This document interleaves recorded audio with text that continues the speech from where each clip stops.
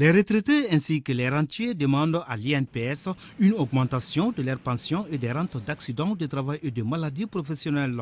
Une note a été adressée au conseil d'administration pour examen. C'est ce qui justifie la tenue de cette session extraordinaire. La demande du collectif des retraités s'inspire des difficultés auxquelles sont confrontés les retraités pour faire face aux nécessités de la vie courante.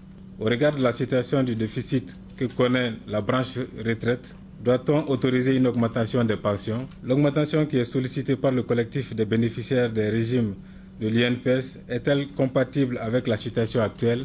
Autant de questions qui seront débattues au cours de la session de ce vendredi. À en croire les présidents du conseil d'administration, la gestion des pensions de retraite se caractérise par la forte augmentation du nombre de nouveaux pensionnés.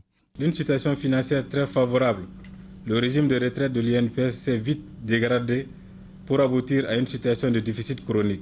C'est ainsi qu'il a connu une relative stabilité avec un résultat technique positif de 90 692 522 francs CFA en 2006 pour évoluer par la suite vers un déficit cumulé de 41 436 799 706 francs CFA au 31 décembre 2014.